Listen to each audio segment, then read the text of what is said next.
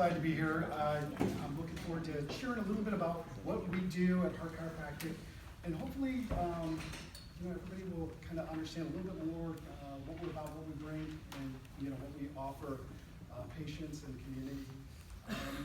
I am a neuromusculoskeletal specialist. This is where I live. I spend a lot of time as far as working on backs and necks, but it's that neuromusculoskeletal system. I've been doing it for 17 years, and I love it. I love it because I love helping improve the quality of lives of people in our community, my friends, family, neighbors, naturally. As far as without drugs, without surgery, if we can help them to avoid those things, it's just, it's just so rewarding. And so it's one of those things where I look forward to work every day because as far as seeing the difference. And we all know the problems that are out there as far as we've heard about the problems as far as with opioid drug abuse, right? So we're aware of that, but the other thing that we're not so aware of is the abuse of non-steroidal anti-inflammatory drugs. People take them like they're vitamins, as far as that's your Advil, your Aleve, your ibuprofen. They're living on it and they don't even think about it. I can't tell you how many times I hear people come in and say, I hate taking pills. And then in their next sentence, they're telling me that they're taking Advil every 4 hours, or they wake up and that's the first thing they take, because they don't consider that a pill. They're thinking antibiotics, opioid drugs. So one of the things that I was thinking about as far as how do I communicate what it is we do? And here's something I think that a lot of people have seen in this room, right? And I apologize for the setup because I know as far as like the x-rays here, I went old school. Dan bolted all my digital equipment to the walls so I couldn't get it off. But one of the things I know that we've seen, and this is a blueprint, this is a plan, right? As far as I know you guys, a lot of you guys in the room have submitted these and turned them in. Well, what is this and why is it always on site? As far as, right, when you've got a construction, a project going on, this is always there. And the reason why is they want to know what the plan is. You got a lot of different people coming in, you got a lot of work being done. You've got inspectors, contractors, and different technicians coming in, and they're all working on a plan. And if you don't see one of these, it's a big problem, isn't it? Right? It's like, because then you got people doing things, when they shouldn't be doing it. Things are out of order, there's no plan. So the bigger the project, the more important it is that you have a good plan. And that's one of the things that we work the hardest on at our office, is getting that plan. So you see all the notes and things on here.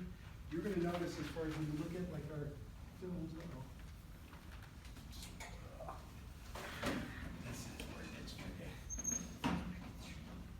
But you're going to see a lot of different numbers and notes and things like that. It's all part of the plan. So one of the things that we got asked was, how often should I go to the chiropractor? Or why should I go to the chiropractor, right? So one of the first things we got to do is we got to figure out what's going on as far as what brings you in here. So most of the time it's an injury. They've got an ache or pain, and they want to know as far as what can we do to help. And so the first thing we do is an exam, because we got to determine, is this a chiropractic case? What is the injury? What is the problem, and where are they at? Because when you have an injury, there's a lot of different things that go into making an injury. And we talk about intrinsic or extrinsic injuries. So an extrinsic is you got hit by a bus, or you got hit by Brian Urlacher, or you got, you had some sort of outside collision. And so that's something that you will see, and maybe they broke something, they tore something, they strained something because of, an extrinsic force. The other is an intrinsic injury.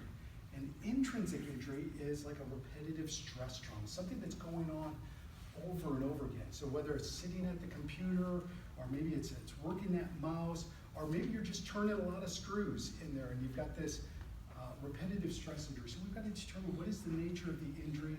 This all leads to what kind of care do you need. So we're going to do something like we're going to take an x-ray. And one of the things is we got to know what is normal. What does it look like when it's normal? So here's a normal. Here's somebody who comes in, and so it's structure and function. Now, a friend of mine said that you'd take better care of your spine if it were on your face. That's hard to see, right?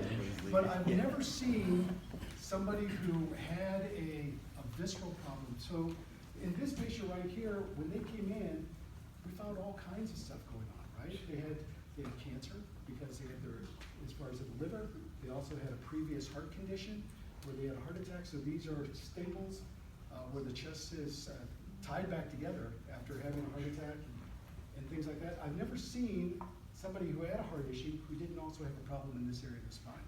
I never saw somebody who had kidney or liver problems or even gallbladder issues, because here's a gallbladder, here's a liver. So they had all kinds of organs taken out who didn't also have a neuromusculoskeletal problem in that area. So it's structure and function.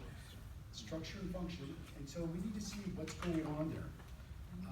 And then we need to develop a plan. And so depending on what they're coming in, we're going to look at, you know, do they want relief? What's going on, right? Most people have pain, they want relief. Then we get into functional corrective, because when you're looking at the stages of care, there are different things that are appropriate at different stages of time. So if they're coming in and they've got a hot flash, they've got a lot of inflammation, the first thing we got to do is work on ways to bring that inflammation down. Get them comfortable. So everybody's heard the acronym RICE. We actually use one called PRICE. It's protect, rest, ice, and we're going to compress in that area. So we want to get the inflammation, calm it down. We're also going to work on, as far as, is there something going on here that's causing a constant irritation to that area that's adding to the inflammation? And so seeing where they're at. So the first stage of an injury is usually the inflammatory stage. You're going to have that, there's going to be inflammation.